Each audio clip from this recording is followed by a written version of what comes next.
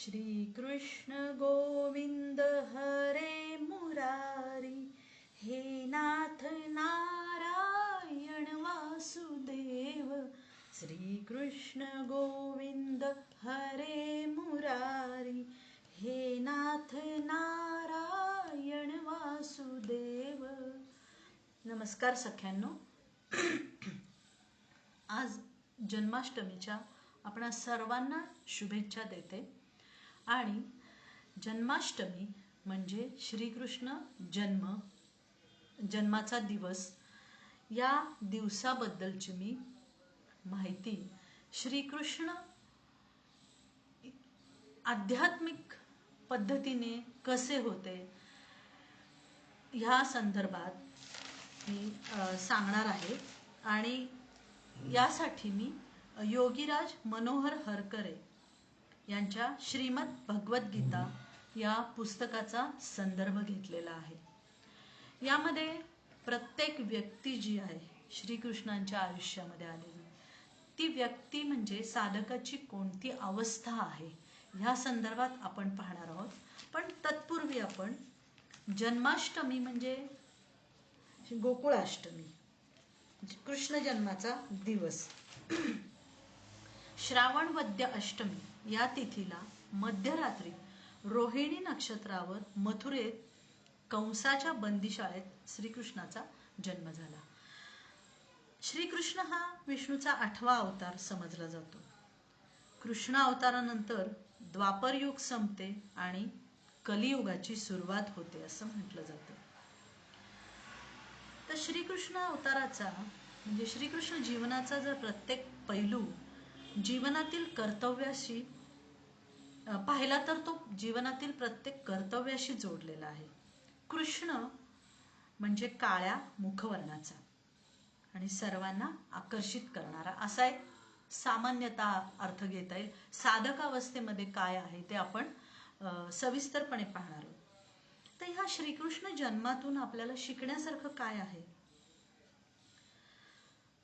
तर स्वतःला विसरून साधलेला कोणताही कर्मयोग ही ईश्वराची पूजाच आहे। दुसरं आपल्याला शिकण्यासारखं आहे म्हणजे फळाची अपेक्षा न धरता निष्काम कर्म करणे हेच जीवन आहे। तिसरं शिकवण आहे आपली भक्ती म्हणजे काय, तर निस्वार्थ विश्वास सेवा पूजन। प्रेम म्हणजे चौथी शिकवण, प्रेम म्हणजे काय, कसलीही अपेक्षा नसलेले आदरयुक्त आकर्षण। 5वी शिकवण आहे स्वतःतील तेज शक्तीचा शोध म्हणजे जीवन आणि तो शोध लावून घेण्यासाठी समर्पित भक्तिभाव व निर्लोप प्रेम आवश्यक। 6वा त्यांच्या चरित्रामधून शिकण्यासारखं काय आहे, तर ज्याला अंतरंग कळतं ना त्याच्यातील सुष्ट आणि दुष्ट शक्ती त्याला कळतात, म्हणजेच त्याला त्याचं जीवन कळतं। 7वी शिकवण काय आहे, तर प्रसंगी प्राणप्रिय जन्मभूमीचीही कर्तव्य पालनासाठी त्याग करण्याची आवश्यकता असते। 8वी शिकवण आहे वाढ आणि विकास हीच जीवनाची लक्षणं आहेत। वाढ म्हणजे काय, तर शरीराची वृद्धी, आणि विकास म्हणजे काय, तर संस्कारित मनाची वृद्धी। 9वी शिकवण आहे कर्म हे कधीच हलकं किंवा मोठं नसतं, मग ते कर्म जो पाहतो ना त्याच्या दृष्टीवर अवलंबून असतं। 10वी शिकवण आहे मानवाची किंवा मानवी खरी संपत्ती म्हणजे सुसंस्कारित निकोप बुद्धिमत्ता। 11वी शिकवण आहे मनाची गरिबी हा दोष आहे, गरिबी हा दोष नाहीये पण मनाची गरिबी हा दोष आहे। आणि 12वी आणि सर्वात महत्त्वाची शिकवण आहे अहंकार, सत्ता संपत्ती सौंदर्य सामर्थ्य ज्ञान, हा कशाचाही अहंकार जो आहे तो मानवी जीवनाची प्रचंड हानी करतो। आणि सर्वात आध्यात्मिक ज्ञानाचा जो अहंकार आहे ना तो सर्वात वाईट असतो। ह्या 12 शिकवणी आपण श्रीकृष्ण जीवनातून शिकतो। आता श्रीकृष्णाने गीता सांगितली महाभारत युद्धामध्ये. तर गीतेमध्ये काय सांगितलं आहे तर आत्मा अविनाशी आहे हे तत्वज्ञान सांगितलं आहे. आणि ही गीता कधी सांगितली तर मार्गशीर्ष शुक्ल एकादशीला सांगितली. त्यालाच आपण मोक्षदा एकादशी म्हणतो आणि ह्यालाच आपण गीता जयंती म्हणतो. अशा प्रकारे गोकुळ अष्टमी म्हणजे कृष्ण जन्मदिवस आपण मानतो. आता आपण यामध्ये ह्या कृष्ण श्रीकृष्ण ह्या संपूर्ण भगवान श्रीकृष्ण म्हणतो आपण यांना.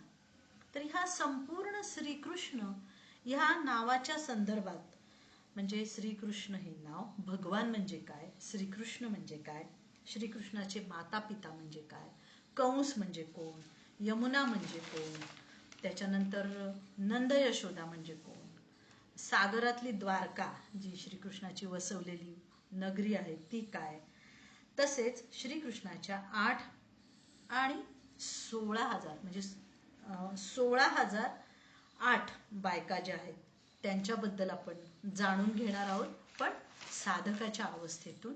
आणि नंतर आपण राधा म्हणून राधा याविषयी जाणून घेणार आहोत. अशा प्रकारे आज आपल्याला श्रीकृष्ण हे साधकाच्या अवस्थेतील कोणती अवस्था आहे हे जाणून घेणार आहोत. आणि मी सांगितलं की यासाठी मी संदर्भ घेतलेला आहे योगीराज मनोहर हरकरे यांच्या श्रीमद भगवद्गीता या पुस्तकाचा. तर सगळ्यामध्ये मला अजून एक 2 गोष्टी स्पष्ट कराव्याशा वाटतात की श्रीकृष्णाचं जे जीवन आहे त्याने एकत्र राहण्याचा संदेश दिला आहे किंवा एकत्वाचा संदेश दिलेला आहे. आता त्यांनी काय केलं तर गवळी लोकांची एकता केली. त्याच्यानंतर गरिबांची एकता केली. म्हणजे काय तर सांदीपनी ऋषींच्या आश्रमात जेव्हा श्रीकृष्ण गुरुकुल मध्ये शिकायला होते तेव्हा त्यांनी सुदामाशी पण मैत्री केली. सुदामा हा तर अत्यंत गरीब आहे, आपल्याला खूप खोलात जायचं नाही आहे कारण तेवढा वेळ नाही दिला.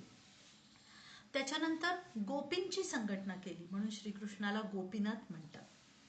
गोपाल म्हणजे श्रीकृष्णाला गोपाल पण नाव आहे. म्हणजे काय तर गायी सगळ्या गोपालन केलं, गायी सगळ्या एकत्र करून एकता साधली.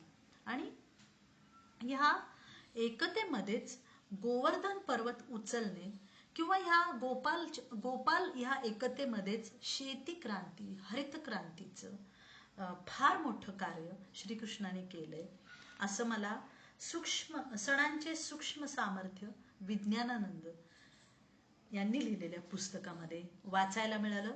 ते मी थोडक्यात सांगते. आता गोवर्धन पर्वत उचलण्याची ही जी क्रिया आहे हे कशाचं प्रतीक आहे असं स्वामी विज्ञानानंद सांगतायत की आर्थिक क्रांती केली म्हणजे काय, त्यावेळेस गाय ही संपत्ती होती. मग श्रीकृष्णाने सगळ्यांना एकत्र केलं आणि गायींचं पालन केलं. त्या गायी किती होत्या, डोंगरा एवढ्या प्रचंड गायी होत्या. आणि मग त्यातून अर्थसंपत्ती निर्माण झाली. कशी अर्थसंपत्ती निर्माण झाली तर पहिल्यांदा आपण पाहूयात की वनमाळी म्हणायचे कृष्णाला. वनमाळी का म्हणायचे तर त्या काळी वन खूप होती. मग ती वन साफ केली. वन साफ करताना लाकडं खूप कापली गेली. मग त्याचा ढीग तयार झाला. मग त्या लाकडांचं करायचं काय म्हणून वेगवेगळ्या यज्ञांमध्ये त्याची आहुती म्हणून वापरली गेली आणि भरपूर पुण्य प्राप्त केलं. पूर्वी यज्ञ खूप व्हायचे.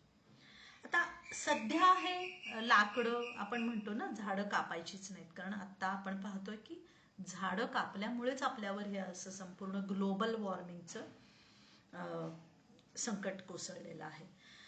तर आजच्या युगामध्ये श्रीकृष्णांचा गोवर्धन पर्वत उचलणे म्हणजे काय तर स्वार्थाचा यज्ञ, स्वार्थ त्यागाचा यज्ञ करायचा आहे.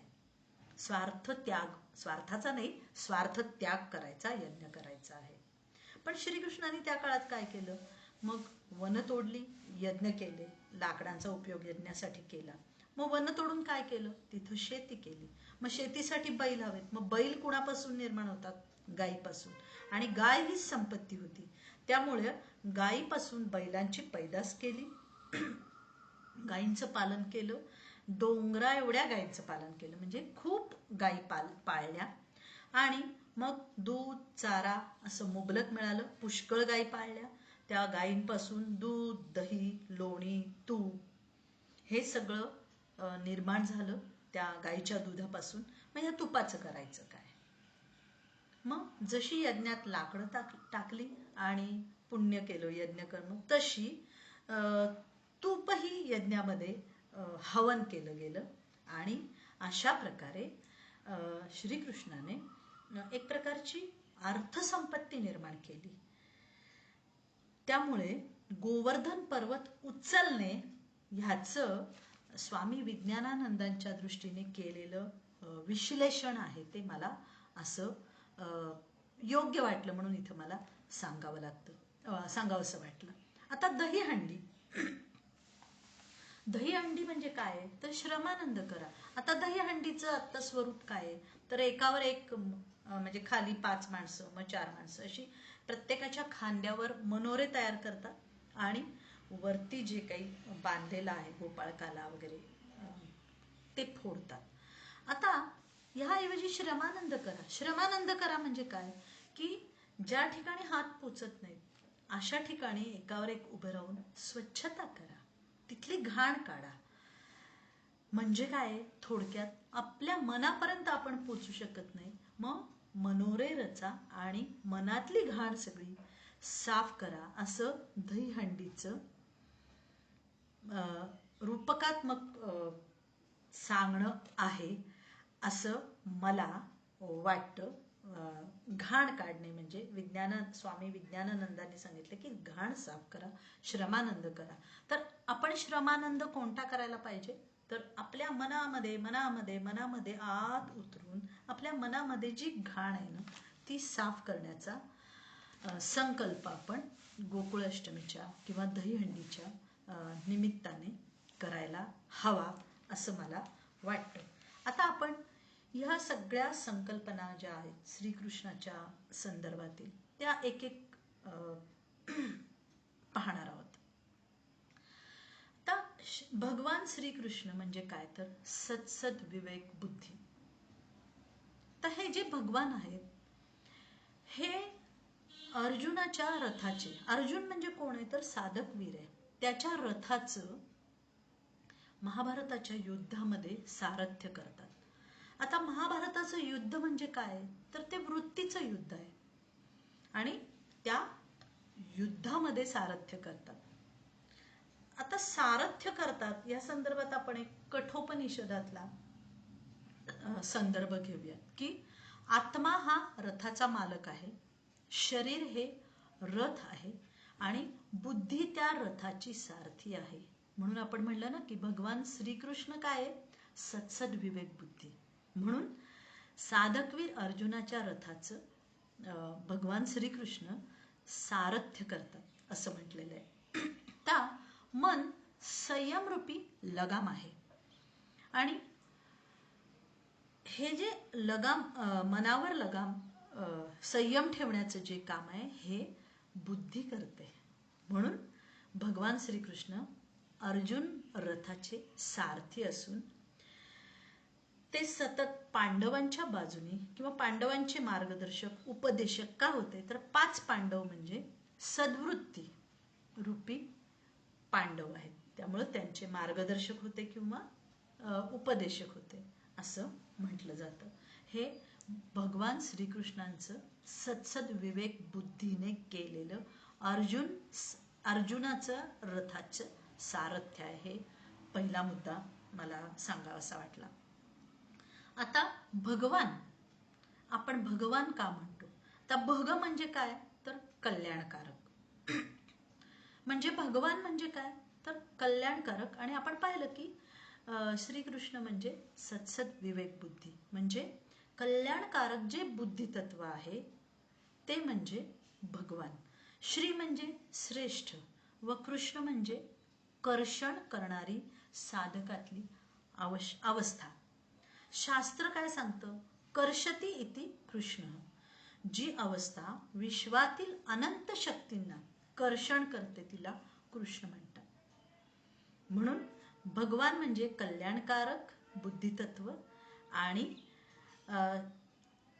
विश्वातील अनंत शक्तींना कर्षण करणारी जी आहे त्याला कृष्ण म्हटलं जातं. जी अवस्था आहे त्याला कृष्ण म्हटलं जातं. म्हणून भगवान श्रीकृष्ण. आणि श्री म्हणजे श्रेष्ठ. आता हे थोडक्यात आपण पाहूयात की अष्टांग योग जर पाहिले आपण तर त्यामध्ये यम, नियम, आसन, प्राणायाम, प्रत्याहार, ध्यान, धारणा आणि समाधी ह्या 8 अवस्था आहे.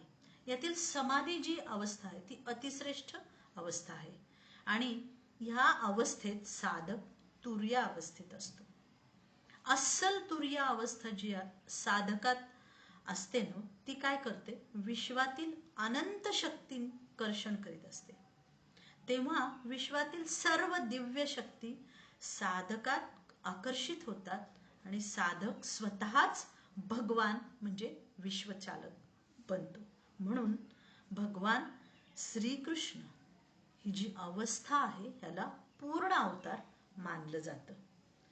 आणि याच भगवान श्रीकृष्णाने भगवद्गीता सांगून सर्व विश्वाला मानव जातीचा आदर्श व उच्च व्यवहार सांगितलाय. कारण ही अतिशय उच्च अशी अवस्था आहे भगवान श्रीकृष्ण,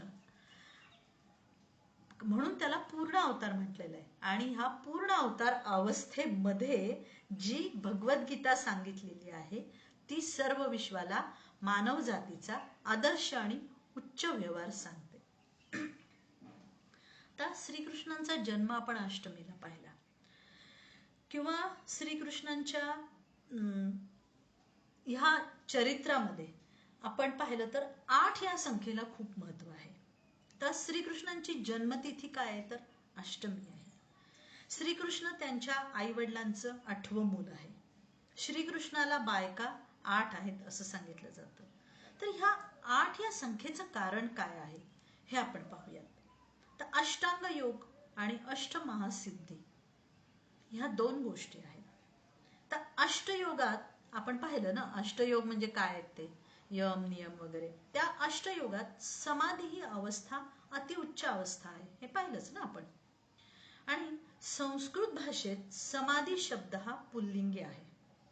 म्हणून भगवान श्रीकृष्ण रूप हे उच्चावस्था पुरुष रूप आहे आणि ही 8वी अवस्था आहे. समाधी पुल्लिंगी संस्कृत भाषेतील उच्च अवस्था पुरुष रूपी 8वी अवस्था आहे. म्हणून श्रीकृष्ण सुद्धा 8वेच आहेत, 8वं मूल आहे. त्याच्यानंतर पत्नी रूप अष्टसिद्धी पण 8च आहेत. म्हणून 8 या आकड्याला महत्व आहे. तर श्रीकृष्ण जन्माष्टमी, अष्टमीलाच जन्म झाला, तोही मध्यरात्री. आपण पाहिलं ना सुरुवातीला थोडक्यात.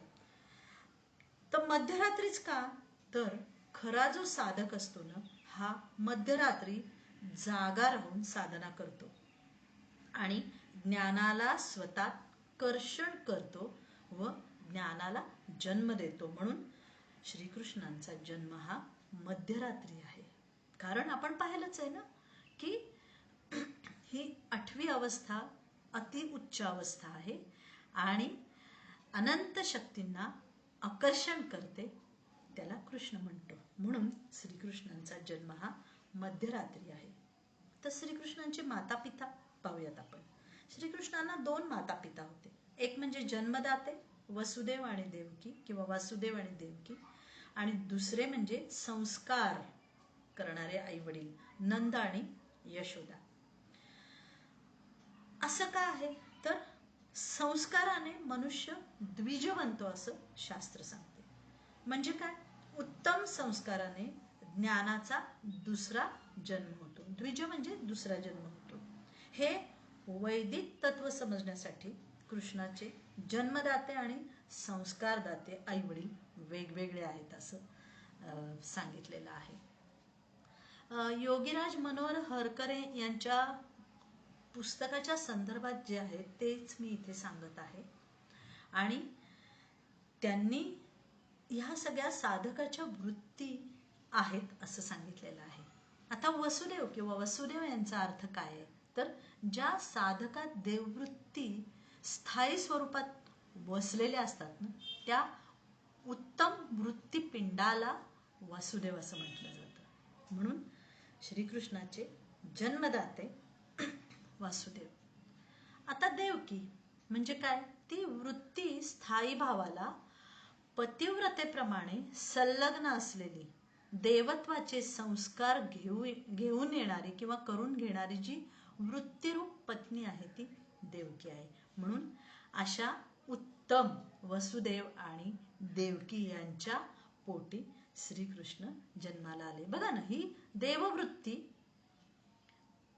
म्हणजे या उत्तम वृत्तीपिंडाबरोबर पतिव्रतेप्रमाणे देवत्वाचे संस्कार असलेली जी देवकी आहे, त्या दोघांच्या पोटी श्रीकृष्णांचा जन्म झाला असं सांगितलेलं जातं. म्हणजे काय? हा अवस्था आहे.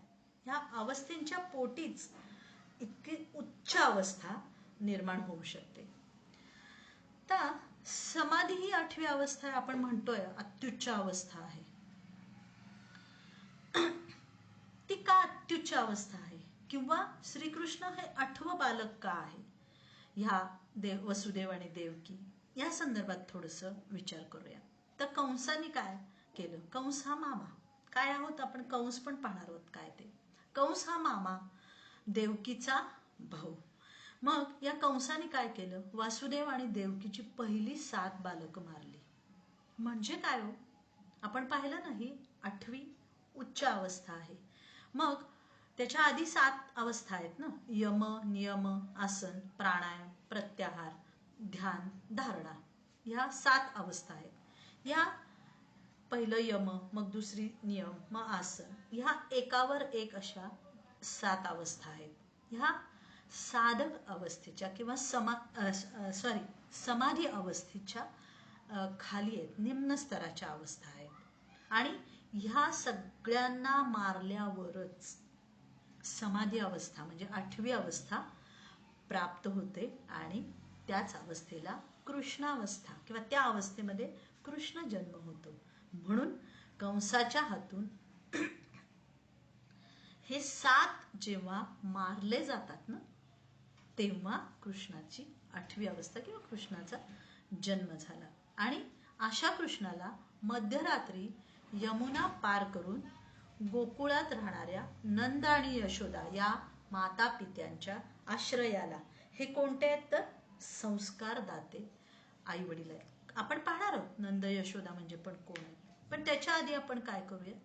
कंस म्हणजे कोण पाहूयात साधकाच्या अवस्थेच्या दृष्टीने.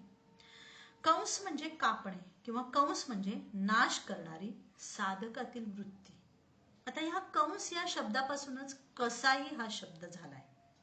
तर साधकांमध्ये असली वृत्तींना कापणारी जी वृत्ती आहे ना, ही जन्मदात्या आईच्या सख्या भावासारखीच असते. म्हणून कंस हा श्रीकृष्णाचा मामा सांगितलाय. श्रीकृष्ण ही अतिशय उच्च अवस्था आहे. आणि मग ह्या उच्चावस्थेपर्यंत पोचण्यासाठी ज्या वृत्ती आहेत यांना कापणारी जी वृत्ती आहे ती कंस म्हटली जाते. तर कृष्ण जन्म व्रज म्हणजे व्रज इथे झाला, व्रजस्थानी झाला असं म्हटलंय. आता वज्र आणि व्रज याचा अर्थ पाहिला तर आपल्याला ते थोडक्यात लक्षात येईल. वज्र म्हणजे काय तर दृढ निश्चय, दृढ निर्धार. आणि व्रज म्हणजे काय? निर्धाराने पुढे चालणे. वज्र निर्धाराच्या भूमीतच भगवान श्रीकृष्णचा जन्म होतो. म्हणजे काय? जिथे दृढ निश्चय, दृढ निर्धार असतो आणि तो निर्धाराने पुढे चालवला जातो, अशा भूमीतच भगवान श्रीकृष्णांचा जन्म होतो. आणि ही भूमी ही व्रजभूमी होय. यामध्ये स्वतः गुप्त रूपाने वसत असलेल्या ज्या वृत्ती आहेत, गोपनीय वृत्ती आहेत, उत्तम, त्याला गोपगोपिका असं म्हटलं जातं. म्हणजे आपण पाहिलं की व्रजभूमी काय पाहिलं? वृंदावन, व्रजभूमी. आणि गोपगोपिका म्हणजे काय तर आपल्या स्वतःमध्येच, म्हणजे काय, स्वतःमध्ये गुप्त रूपाने वसत असलेल्या ज्या उत्तम गोपनीय वृत्ती आहेत त्या म्हणजे गोपगोपिका. आता यमुना पार करून नेलं ना वसुदेवांनी. तर यमुना याचा अर्थ पाहूयात की साधक जीवनातील आध्यात्मिक शक्तिशाली प्रवाह म्हणजे यमुना. यम अधिक उना म्हणून यमुना. तर समाधी अवस्थेत साधक किंवा योगी सर्व यमनियमांच्या वर असतो, हे आपण पाहिलं. 7 स्तरांच्या वर समाधी अवस्था आहे. मग ह्या अवस्थेत तो काय, देश काल वर्तमान रहित अवस्थेत असतो समाधी अवस्थेत. मग या परमशून्य म्हणजे उणा अवस्थेला वेदव्यास यमुना म्हणतात. आता ह्या व्यासांचा काय संबंध आहे, तर महाभारत व्यासांनी लिहिलेलं आहे आणि व्यासांनी या वेगवेगळ्या वृत्ती महाभारतात सांगितलेल्या आहेत. म्हणून ही जी अवस्था आहे म्हणजे या परमशून्य म्हणजेच उणा अवस्थेला वेदव्यास यमुना म्हणतात. त्यालाच कालिंदी पण म्हणतात. कालिंदीचा पण अर्थ काय, जी कालाचा इंद म्हणजे नाश करते ती कालिंदी किंवा यमुना. तर थोडक्यात अजून याचं सविस्तर वर्णन पाहूयात की साधकाच्या सुषुम्ना नाडीत ही कालिंदी किंवा ही यमुना असते. सुषुम्ना नाडीत जाणाऱ्या साधकाला अष्टांग योगामध्ये यमनियमांच्या बंधनात अडकायचे नसते, तर त्यातून मुक्त व्हायचं असतं. म्हणजे यमाच्या बंधनातून स्वतःला उण करून उच्च साधक बनायचं असतं. आणि अशा खऱ्या उच्च साधकाची यम अधिक उना अवस्था म्हणजे ही यमुना नदी. आणि ही पार करून वसुदेव म्हणजे देववृत्तींनी उत्तम वृत्तींनी श्रीकृष्णाला व्रज वृंदावनात किंवा नंद यशोदा यांच्याकडे नेऊन सोडलं. तर या नदीच्या तटावर भगवान श्रीकृष्ण गोपगोपींशी आध्यात्मिक क्रीडा करतात. काय पाहिलं आपण, गोपगोपिका म्हणजे काय आहे, तर गुप्त रूपाने वसत असलेल्या उत्तम गोपनीय वृत्ती. आणि म्हणजे साधक ह्या अवस्थेमध्ये श्रीकृष्ण अति उच्च अवस्था आणि या अति उत्तम गोपनीय वृत्ती यांच्याशी आध्यात्मिक क्रीडा करतात. म्हणून भगवान श्रीकृष्ण आपण पाहतो ना की गोपगोपिकांची क्रीडा करत असतात. तर साधक जेव्हा सुषुम्ना नाडीत चित्त स्थिर करतो की नाही, तेव्हा त्याला घनदाट काळोखाचा अनुभव येतो असं योगीराज म्हणतात. मग प्रकाश म्हणजे काय, घनदाट काळोखचा अनुभव येतो जेव्हा चित्त सुषुम्ना नाडीत स्थिर होतं. मग प्रकाश म्हणजे काय, तर जड जीवन. आणि ह्या जड जीवनाच्या वर जाण्यासाठी साधकाला सुषुम्ना नाडीत चित्त स्थिर करावे लागते. म्हणून साधकाची उच्च सुषुम्ना नाडीतील जी अनुभूती असते त्याचं जल काळं असतं. अनुभूती रूपी जल जे आहे ना ते काळं असतं. असं म्हणलं जातं ना की कालिंदीचं पाणी काळं आहे किंवा यमुनेचं पाणी काळं आहे, कारण ती सुषुम्ना नाडीमध्ये जेव्हा स्थिर होतं साधकाचं चित्त, तेव्हा जे अनुभवरूपी जल असतं ते काळं असतं. आणि या कालिंदीचं पाणी पिणारा काळा श्रीकृष्ण, याच कालिंदीवर श्रीकृष्ण पोचले गेले. म्हणून मर्त्य जगातून अमर्त्य शून्य जगात प्रवास करणारी जी साधक वृत्ती आहे ती काळी किंवा कृष्ण, ती काळ्या रंगाची आहे. म्हणून श्रीकृष्ण हे काळ्या रंगाचेच दाखवले जातात.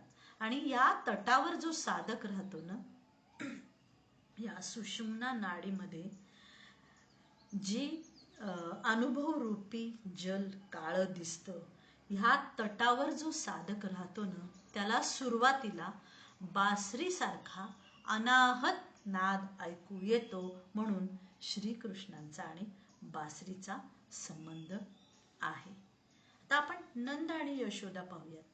नंद म्हणजे आनंद, जो साधकाला त्याच्या उत्तम अवस्थेत प्राप्त होतो. हा सात्विक आनंदच साधकाचा दुसरा पिता असतो.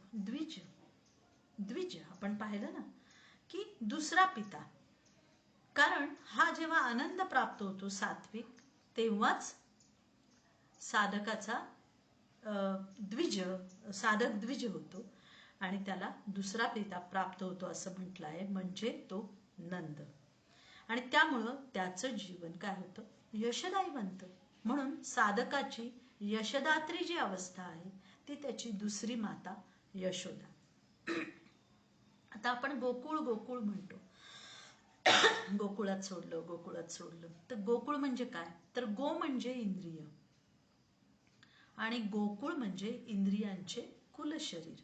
आणि याच गोकुळात आत्मारूपी गोपाळ कृष्ण हे लहानाचे मोठे होतात. म्हणजे आपण पाहिलं ना की एक धडा चरित्रातून कोणती शिकवण घ्यायची, तर कर्तव्यासाठी आपली जन्मभूमी सुद्धा श्रीकृष्णांनी सोडली, जशी मथुरेवरून गोकुळात आले. आता अजून एक संदर्भ श्रीकृष्णांच्या चरित्रामध्ये येतो, तो म्हणजे सागरातील द्वारका.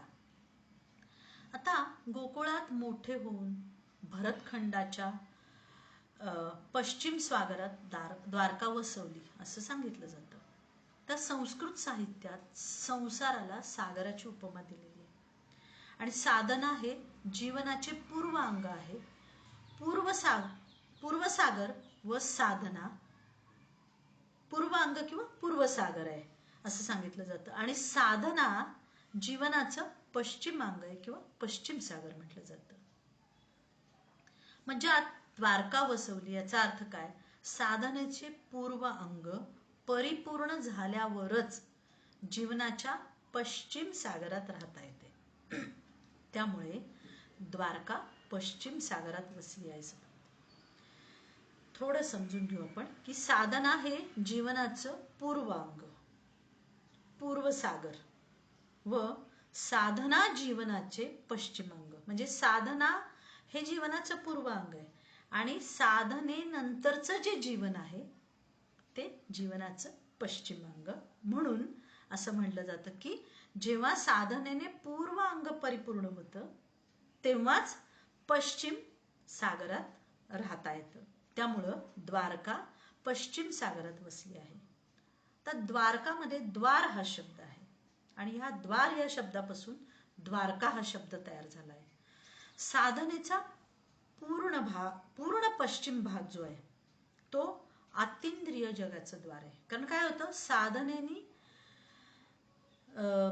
पूर्वरंगामध्ये साधना केली जाते आणि साधनेमुळे साधक हा पश्चिमांगामध्ये पोचतो जिथे द्वारका वसली आहे. आता द्वार, मग द्वार कशाचं द्वार आहे, तर अतींद्रिय जगाचं हे द्वार आहे, पूर्ण पश्चिम भाग. आणि ह्या अतींद्रिय जगाकडे घेऊन जाणारे दार म्हणजे द्वारका, जी प्रत्येक उच्च साधकाच्या जीवन रूपी पश्चिम सागरात वसलेली असते. ही द्वारका सुवर्णाची होती असं म्हणतात. पश्चिमांग पूर्ण असल्यामुळे, परिपूर्ण असल्यामुळे मनुष्याच्या किंवा साधकाच्या जीवनाचं सोनं होतं, म्हणून द्वारका सोन्याची आहे असं म्हटलं जातं. तर मनुष्याच्या गौ म्हणजे इंद्रियांचे अध्यात्म प्राप्तीसाठी सुयोग्य पालन करणाऱ्या गोपाळ कृष्णाचे सुवर्णमय उत्तर जीवन म्हणजे संसार रूपी महासागराने घेरलेले द्वारका द्वीप आहे.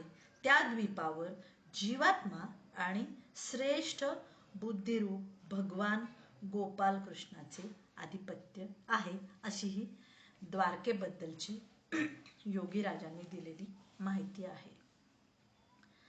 आता भगवान श्रीकृष्णाच्या 8 आणि 16,000 बायका याविषयी आपण जाणून घेऊयात. प्रथम 8 बायका म्हणजे कोणत्या, तर अष्टांग योगापासून प्राप्त झालेल्या अष्टसिद्धी आणि या सिद्धींचा साधक आपल्या पत्नींप्रमाणे उपयोग करून घेतो, म्हणून ह्या 8 बायका. आणि आता 16,000 बायका कोणत्या? तर पूर्व प्रदेशात नरकासूर नावाचा उन्मत्त असुर होता. त्याने एक कथा आहे, म्हणजे ती पाहूया. त्याने आजूबाजूच्या राज्यातल्या राजांवर हल्ले केले, त्यांच्या कुमारी कन्यांना पळवून आणलं, त्यांच्यावर एकदा बलात्कार करून त्यांना आजन्म बंदीशाळेत टाकलं, अशी एक कथा आहे. मग अशा नरकासुराला मारण्यासाठी भगवान श्रीकृष्ण आपली पत्नी सत्यभामेसहित जातात आणि मध्यरात्री नरकासुराच्या राजधानीत पोचून नरकासुराला मारतात आणि 16,000 कुमारिकांची मुक्तता करतात आणि मग या कुमारिकांची विवाह करतात, अशी एक कथा आहे. तर पूर्व प्रदेश म्हणजे आपण पाहिलं ना की साधनेच्या आरंभीचा जीवनकाल. सागरामधला पूर्व प्रदेश हा पाहिला ना की साधनेचा आरंभीचा जीवनकाल. तर ह्या 16,000 बायका म्हणजे काय? तर मनुष्याच्या शरीरातील योग नाड्या आहेत.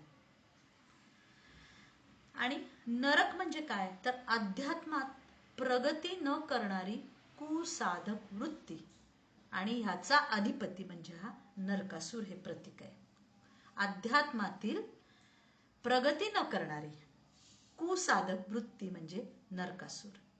तर हा नरकासूर आपल्या शरीरात उपयोग न केलेल्या ज्या नाड्या आहेत, योग साधनेच्या योग नाड्या ज्या आहेत, ह्या नाड्यांवर कुमार्गाने केलेल्या साधनेद्वारे बलात्कार करतो. म्हणूनच साधक पूर्ण साधना करू शकत नाही.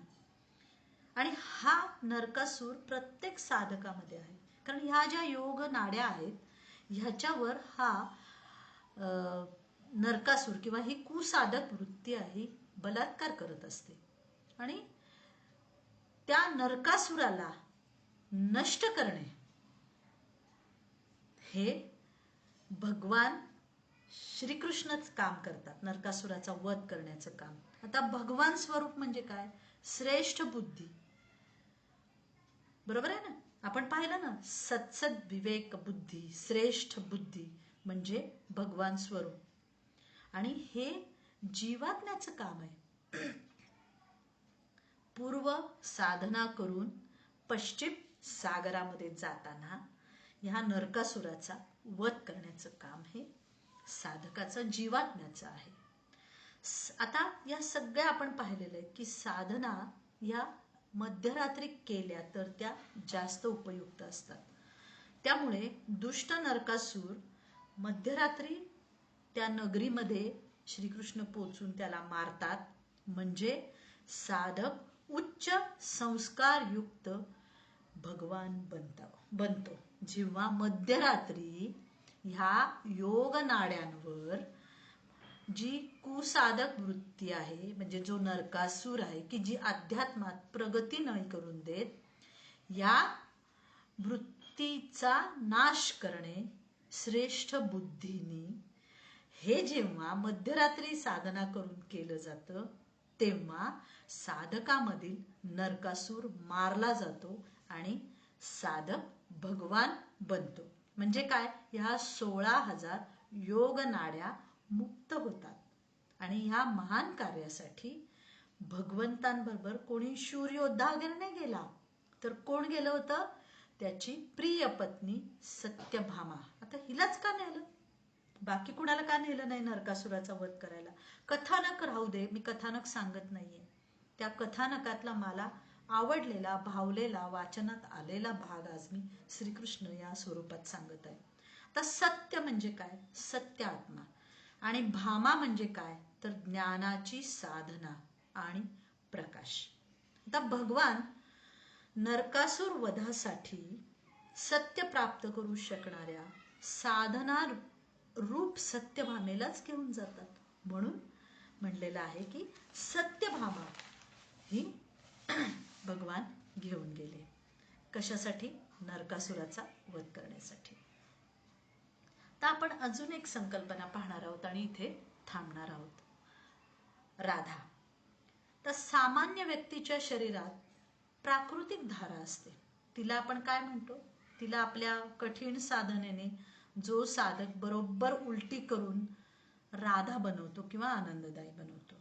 ही राधा म्हणजे ती परस्त्री असून भगवान श्रीकृष्णांना अतिशय प्रिय होती असं पुराणात किंवा कथेत सांगितलं जातं. आता याचा थोडक्यात अर्थ पाहू की मानवी शरीरात ज्या शक्तिधारा असतात ना, त्या शक्तिधारांना प्राकृतिक धारा ज्या असतात त्यांना योगशास्त्रात कुंडलिनी म्हणतात.